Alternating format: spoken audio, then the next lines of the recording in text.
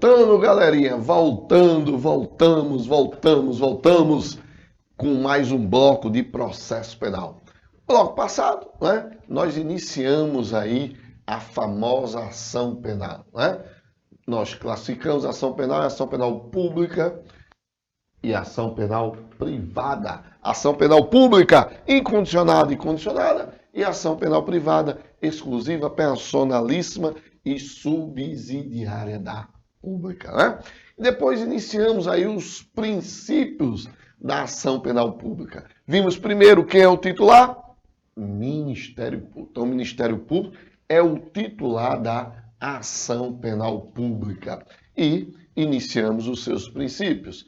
Finalizamos o bloco passado com o famoso princípio da intranscendência, né? Princípio esse previsto na Constituição Federal, lá no seu artigo 5º, inciso 45, quando diz: a pena não passará da pessoa do condenado. E falamos, inclusive, damos como exemplo, né, um menor de idade, 16 anos, quando pratica um crime.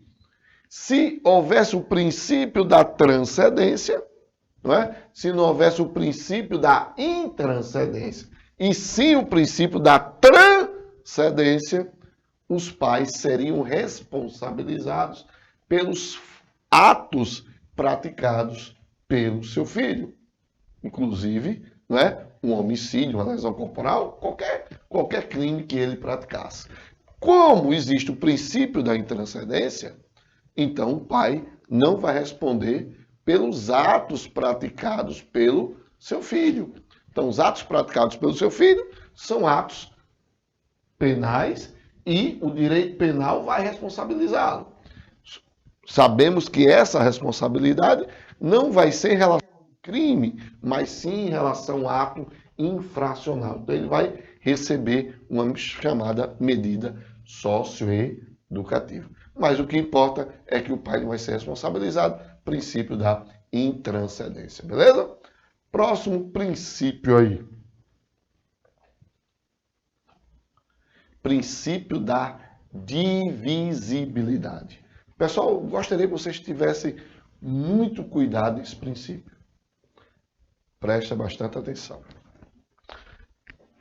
Esse princípio da divisibilidade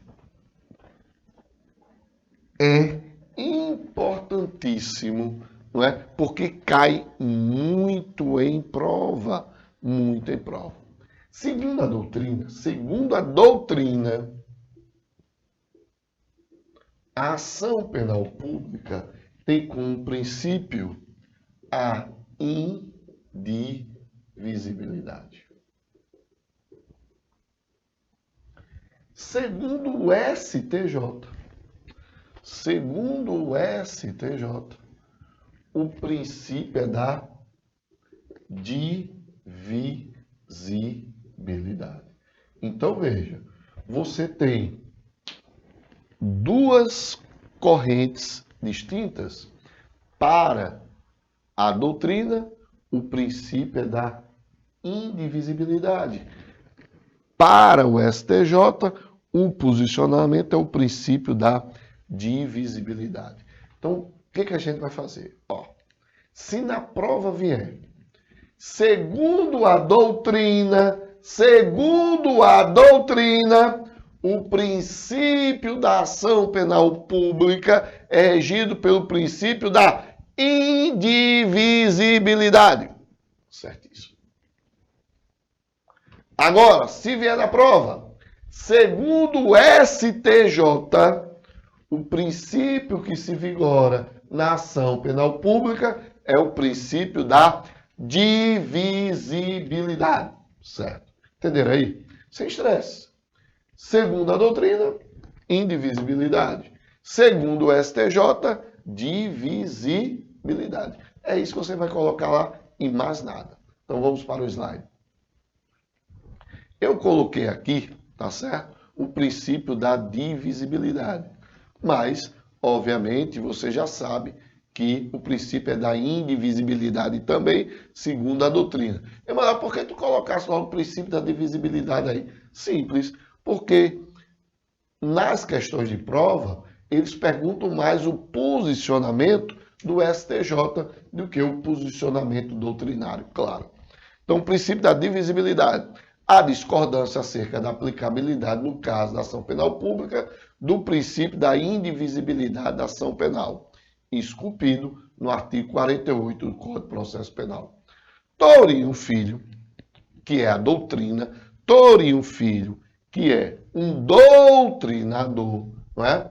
Membro do Ministério Público, inclusive, né? Do Estado de São Paulo, ele é um dos defensores que o princípio é da indivisibilidade e não da divisibilidade. Então, o que seria esse princípio?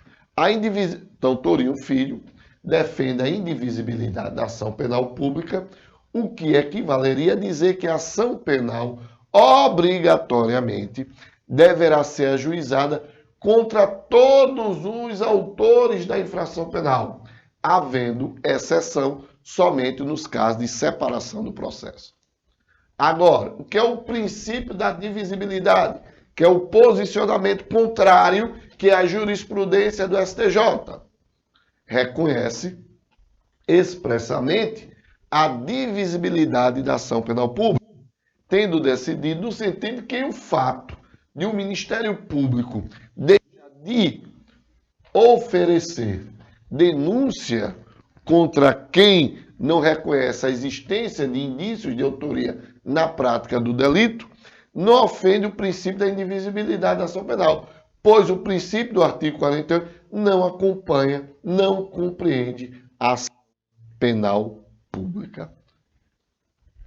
Bem, quer dizer isso? Segundo Tourinho, o Ministério Público, ele, na denúncia, tem que denunciar todos. Não tem provas, não denuncia. Não tem provas, não há ação penal contra esse cara.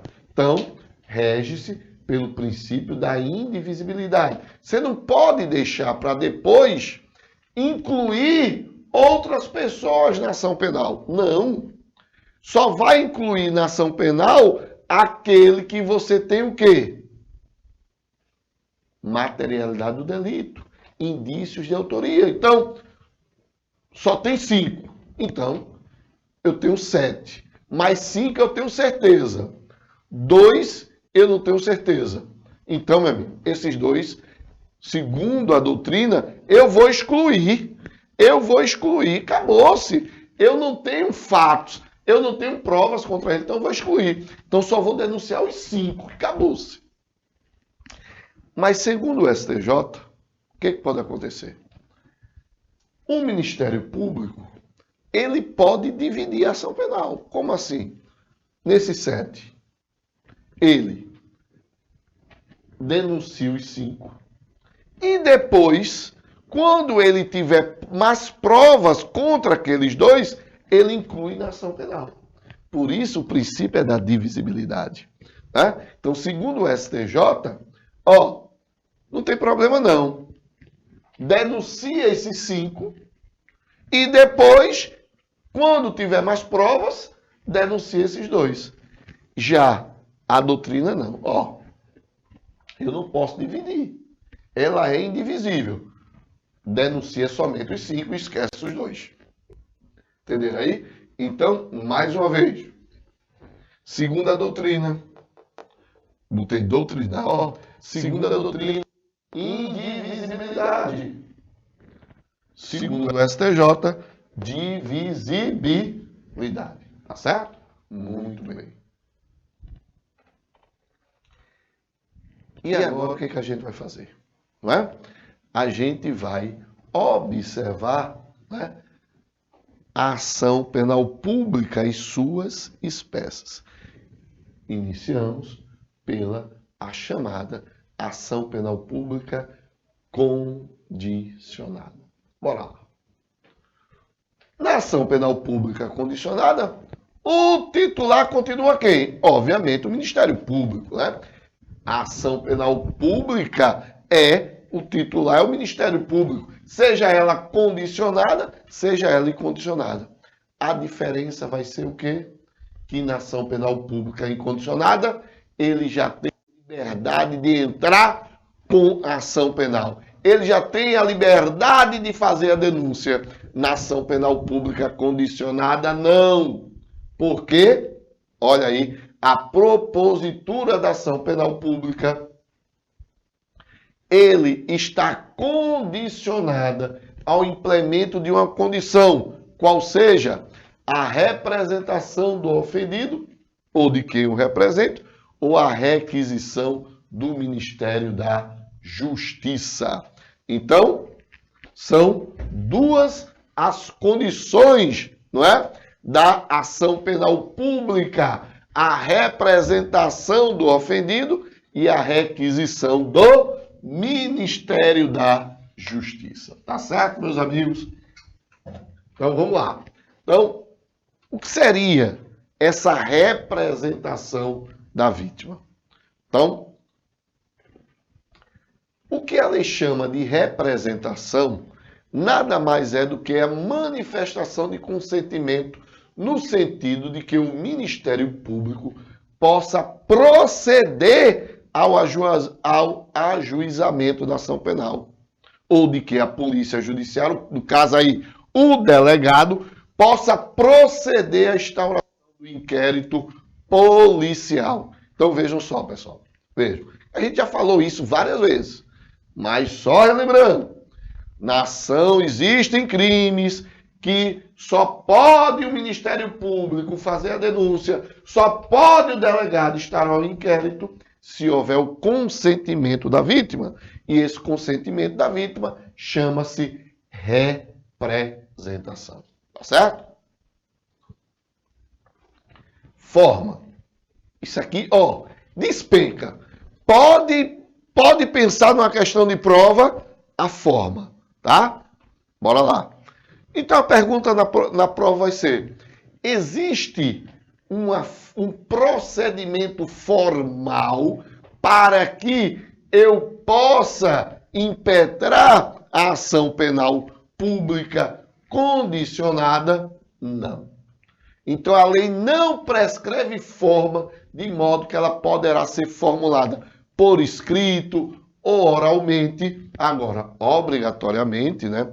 Se ela fizer a denúncia oral, ela deve ser reduzida a termo, tá certo? Então, não importa se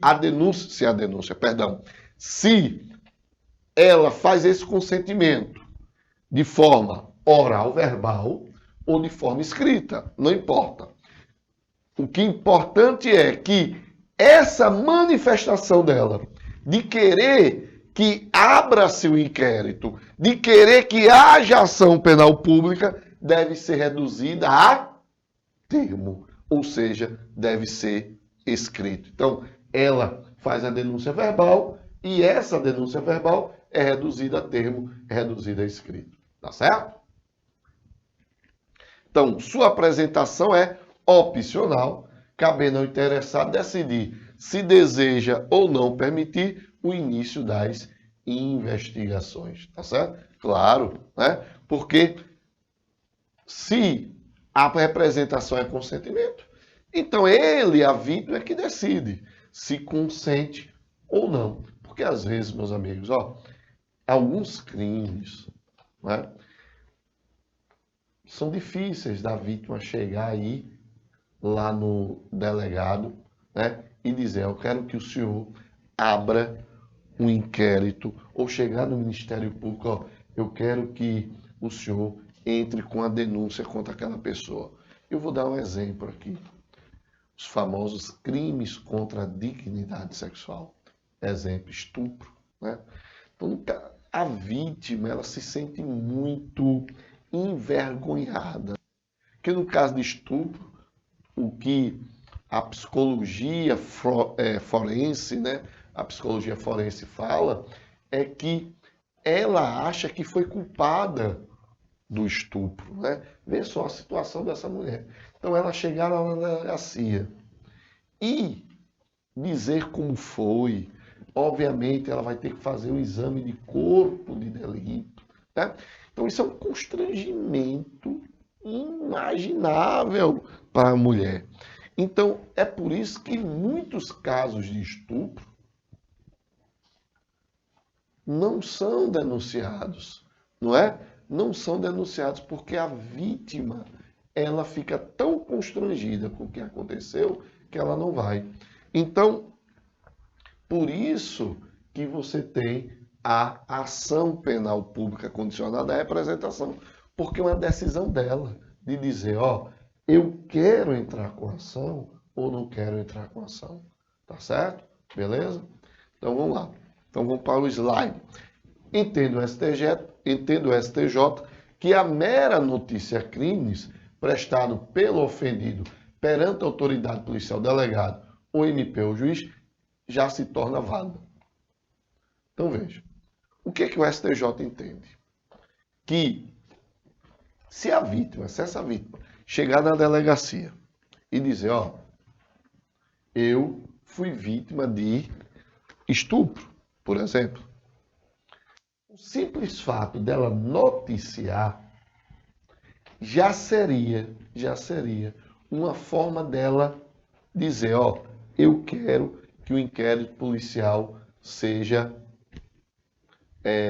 produzido, seja iniciado. Eu quero que a ação penal seja proposta, né? Ela chega ao Ministério Público e diz, ó, eu fui vítima de estupro. Então, essa própria notícia crimes, não é? Já dá a ideia ao Ministério Público, ao juiz ou ao próprio delegado de que a vítima quer que haja uma solução para o seu crime. Tá certo? Então, somente noticiar já seria um exemplo de condição de procedibilidade. Já seria uma representação. Tranquilo? Agora, pessoal, tem prazo. Existe prazo para ela fazer essa representação, tá certo? Então, o Estado não pode esperar a vida toda, né, para que o ofendido faça essa representação. Então, o nosso Código de Processo Penal, no seu artigo 38, no caput do artigo 38, ele determina que tem um prazo para ela decidir. Que prazo é esse? De 6 meses. O prazo é de 6 meses. E o importante, quando é que começa a correr esse prazo, né? Obviamente eu tenho que ter uma data inicial de quando vai começar a correr esse prazo. Então ele diz lá no artigo 38 que esse prazo começa a correr no dia que a vítima, no dia que o ofendido tem conhecimento do crime. Então, vamos imaginar um crime de injúria. Eu chego para o professor Isaqueu e digo, professor Isaqueu, o senhor é um safado, né? É um puto. Chego lá e falo, professor Isaqueu, o senhor é de um puto. Olha aí, injúria, né? Injúria, previsto lá no artigo 140 do Código Penal. Aí o que vai acontecer? Ele ainda não soube, né? Mas amanhã ele soube que eu o chamei ele de puto, de safado. Né? O que vai acontecer? A partir de amanhã, começa a correr um prazo dele para ele entrar com ação penal. Né? No caso, ali seria uma ação penal privada, tá certo? Mas eu estou determinando o quê? A questão do prazo. Então, o prazo começaria amanhã. Se injúria fosse de ação penal pública condicionada, o prazo começaria a correr de amanhã, quando ele teve a notícia. Mas lembrando que injúria é ação penal privada. Emanuel, mas me diz uma coisa. Sempre injúria vai ser de ação penal privada? Não. Existe a chamada injúria qualificada, que não é de ação penal privada, é de ação penal pública condicionada. É de ação penal pública condicionada. Então, vamos logo traçar a diferença para a gente trabalhar bem direitinho aqui para eu dar os exemplos direitinho. Vejam. Quando eu chego para o indivíduo e digo, a cor dele, a cor da pele dele é negra, e eu chamo ele de macaco, cuidado, isso não é crime de racismo. É o grande erro aí, que tudo é racismo, né? Então vamos dar um exemplo aqui no caso do goleiro Aranha. É um bom exemplo no caso do goleiro Aranha, que ele estava, né, foi jogar lá no Estádio Olímpico contra o Grêmio e a torcida começou a fazer chamando ele de macaco. Aí o William Bonner, né, da Globo, o goleiro Aranha, não é? Hoje, no jogo contra o Grêmio, foi vítima de racismo. Porra nenhuma, não é racismo, não. Ali é injúria qualificada. Outro exemplo. Aconteceu com Grafite. Grafite jogava no São Paulo e jogou contra um time argentino. Né? Aí, eu acho que foi o Quilmes da Argentina, não é? E o zagueiro era Sábado. Né? E Sábado chegou para ele e chamou, não é, Grafite de macaco. É racismo? Não, meus amigos. É injúria qualificada. Então, na injúria qualificada, a ação penal é pública condicionada. Então, nesses dois casos aí que eu falei, o Ministério Público só poderia entrar com ação contra aquela torcedora do Grêmio, estão lembrados, que apareceu, se a Aranha fosse lá na delegacia ou fosse lá no Ministério Público e disse, ó, pode processá-la. Se a Aranha não fez isso, o Ministério Público não pode entrar com ação penal pública, não pode fazer a denúncia, e nem tampouco o delegado pode instaurar um inquérito policial. Agora, se eu chego para Zaqueu e chamo ele de safado, de puto, ação penal pública não é ação penal pública, é ação penal privada, porque aí é uma injúria simples. Injúria qualificada, ação penal pública condicionada. Injúria simples, safado, puto. Injúria simples, ação penal privada. Beleza, meus amigos?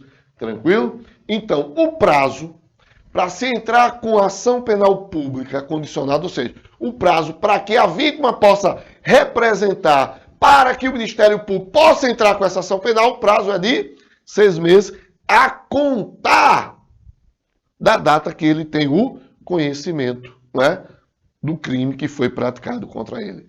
Beleza? Muito bem. Próximo slide. Retratação. Assunto muito, não é, recorrente também em prova. Antes de estudar o slide, eu quero mostrar para vocês como seria essa retratação para vocês entenderem aqui, senão vocês não vão conseguir entender. Vejam. Eu tenho, não é, na ação penal pública condicionada, não é? Depende de quê? De representação. Então, o que é que eu fiz?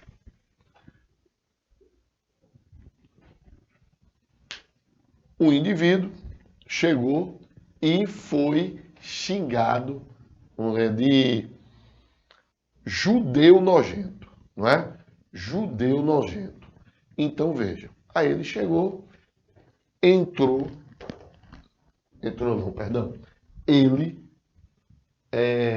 solicitou, deu a representatividade autorizou para que o Ministério Público entrasse com ação penal pública condicionada, não é? Contra esse indivíduo que o chamou de judeu nojento, judeu safado, injúria qualificada. Então, ele foi lá e autorizou.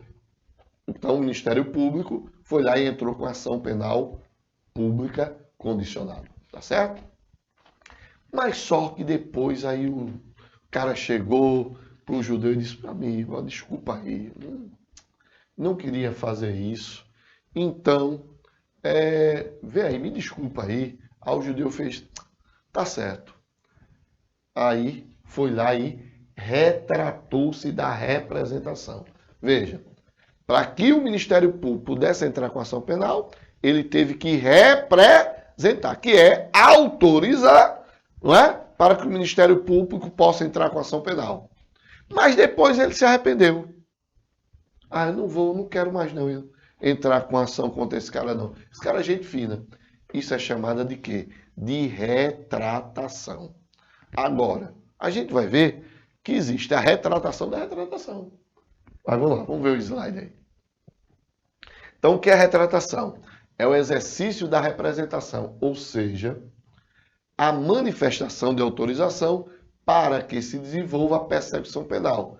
Segue um lapso de tempo durante o qual o titular da representação poderá retratar-se desse exercício. Então, ele representou, autorizou o Ministério Público a entrar com ação penal e depois ele o quê? Retratou-se, tá certo? Então vamos lá. Bora para o próximo slide. Agora, existe, como eu disse para vocês, o fenômeno da retratação da retratação. Ó para aí, que loucura. Vamos lá, vamos ver o que é isso aí. Ó, até o oferecimento da denúncia, poderá a vítima retratar-se da representação apresentada. Tá certo? Ó, até o oferecimento da denúncia, poderá a vítima retratar-se da representação apresentada. Vamos lá, preste atenção. O que vai cair na prova? Ele vai perguntar primeiro, qual é o limite da retratação? Então o cara ele representou,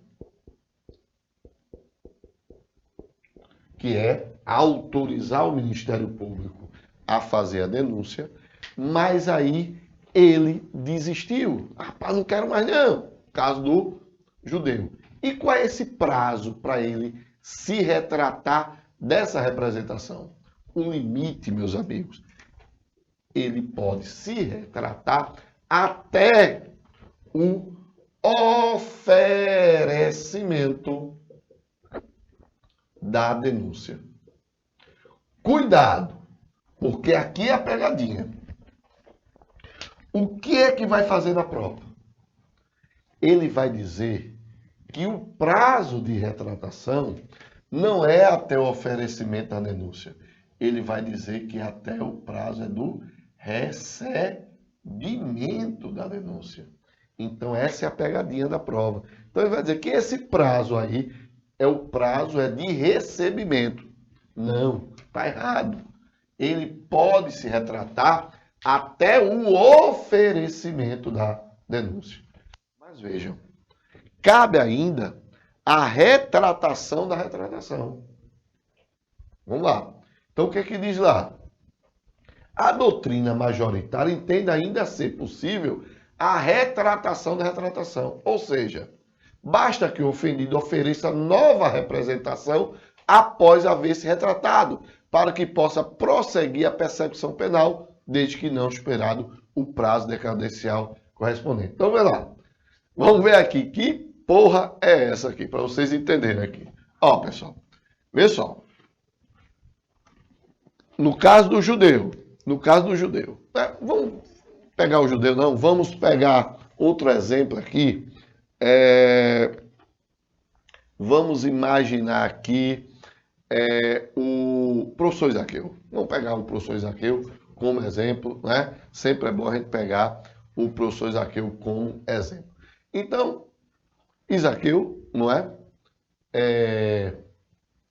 Eu chego para ele e digo, rapaz, Isaqueu, você é um negro safado. Você é um negro nojento. Não é? Sua qualidade é de macaco. Opa! Ação penal pública condicionada. Injúria qualificada. Tá certo? Então, Isaqueu foi lá, não é? E representou para que eu possa ser, não é, denunciado por crime de injúria qualificada. Aí eu chego para Isaqueu e digo, Isaqueu, meu velho, esquece isso, porra. Eu tava cabeça quente, né, naquele dia, né? Tinha tomado um whiskyzinho e, ó, esquece isso, pô. Tu é meu, faixa. Tu é meu, faixa. Aí Isaqueu chega e diz, é mesmo, né, Manuel? A gente se conhece há tanto tempo, né? Vou deixar para lá. Aí Isaqueu fez o quê? Retratou-se daquela representação. Beleza? Quando eu soube que Isaqueu retratou-se, aí eu disse, isso é um tabacudo, né? É só dizer, só dar um negocinho assim, ó, dizer que o cara está arrependido, que o tabacudo fica todo abestalhado. Eu vou dizer, Isaqueu, aquilo que eu disse é verdade mesmo, porra. Tu é um macaco, né? Tu é um nojento, tu é um negro nojento, né? Tu não vale de nada, né? Aí, Isaqueu faz o quê? Tá, filho da mãe. Tá. Eu vou lá voltar com a representação. O que ele fez? Ele retratou-se da retratação que ele tinha feito. Agora, para que ele faça isso, para que ele possa se retratar da retratação, tem que ter um prazo. Qual é o prazo limite? 6 meses, que é o prazo para a representação nos crimes de ação penal pública condicionada. Beleza? Vamos dar uma paradinha por aqui, né? E já voltamos com mais um bloco, né, de ação penal, um bloco de direito processual penal aqui no Estou Preparado. Valeu?